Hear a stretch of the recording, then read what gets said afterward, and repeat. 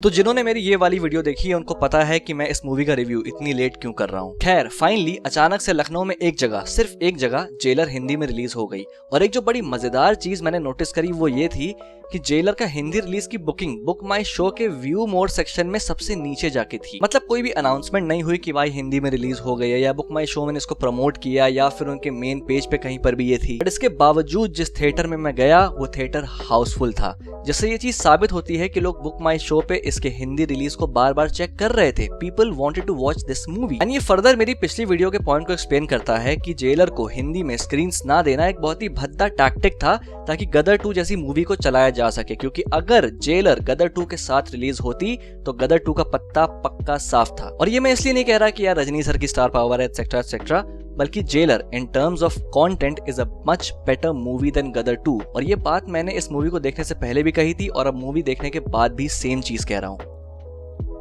Basic plot की बात करें तो कहानी है मुथुवेल पांडियन की, जो कि एक रिटायर्ड जेलर है और अब शांति से अपनी फैमिली के साथ रह रहा है, जिसमें उसकी बीवी है, उसका बेटा है जो कि एक एसीपी है, उसकी बहू है और उसका पोता है। फिल्म मोस्टली फोकस करती है मुथुवेल और उसके बेटे अर्जुन के बीच के रिलेशनशिप पे। एसीपी अर्जुन वर्मन नाम के गैंगस्टर का केस फॉलो कर रहा होता है, जो कि भगवान की मूर्तियों को मंदिर से चुरा के उन्हें ओवरसीज हाई प्राइस में स्मगल करता है। और उसके पीछे इस केस को फॉलो करते करते एक दिन एसीपी अर्जुन अचानक से गायब हो जाता है और उसके डिपार्टमेंट वालों को लगता है कि शायद वो मर गया। और कहीं ना कहीं उन गैंगस्टर्स का खतरा एसीपी अर्जुन की फैमिली पर भी मंडराने लगता है। एनम मुथुवेल पांडियन को वापस अपनी उस वॉयलेंट लाइफ और एग्रेसिव पर्सोना पे जाना पड़ता है in order to make things right. अब रजनी सर की मूवी है और वो उस मूवी का यूएसपी ना हो, ऐसा कभी हो सकता है? Rajni sir is still a beast even at 72. His charm, his screen presence, his attitude, his aura, he just shines throughout the movie. And it's really good to see him playing a character corresponding to his age. और इस बार वो अकेले 100 गुंडों से नहीं लड़ रहे हैं। He doesn't go in and out of any situation with a few kicks and punches. He is deadly, he is tactical and plans things. He is not just an unstoppable force to reckon with, but he is a man with a sharp mind who knows how to get things done without getting his hands dirty. And Lokesh Kanagaraj और कमल हसन के team up के बाद Nelson और Rajni sir का team up भी एक दूसरा example है कि कैसे एक अच्छा डायरेक्टर एक बड़े स्टार की स्टार पावर को पूरी तरीके से यूटिलाइज कर सकता है बिना फिल्म की क्वालिटी को कॉम्प्रोमाइज किए।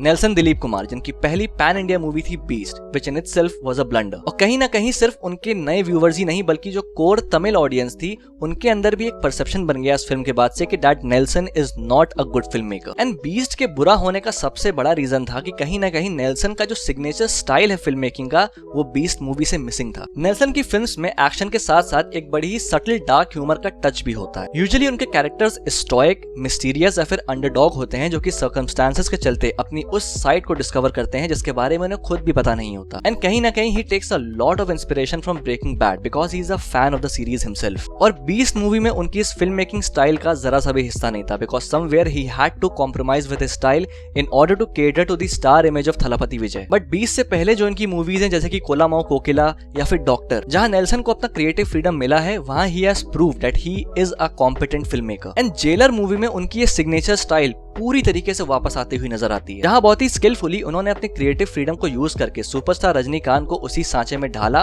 और साथ ही साथ जो उनका मास अपील है उसको भी बखूबी बरकरार रखा।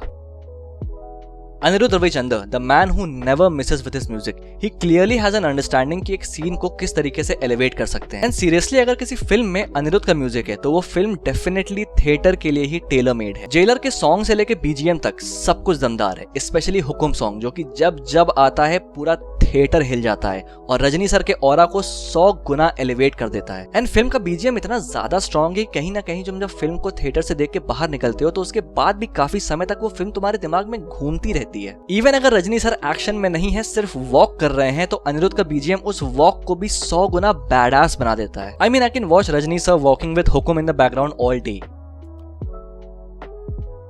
फिल्म का जो सेकंड हाफ है वो थोड़ा सा कमजोर पड़ जाता है as compared to the first half. First half में जो पूरा बिल्डअप हमको देखने को मिलता है और जो इंटरवल ब्लॉक स्टैब्लिश करता है कि भाई साहब सेकंड हाफ में धमाका देखने को मिलने वाला है, वो कहीं ना कहीं सेकंड हाफ में जाके थोड़ा सा हल्का पड़ जाता है कुछ अननेसेसरी सब प्लॉट्स की वजह से, जो कि फिल्म की लेंथ बढ़ाते हैं, फिल्म को स्लो भी करते हैं और कहीं ना कहीं उनके होने का कोई पॉइंट भी नहीं है। उन्हें मिनिमल से मिनिमल करके फिल्म के मेन प्लॉट में और ज्यादा एलिमेंट्स ऐड करके सेकंड हाफ को और ज्यादा एंगेजिंग बनाया जा सकता था।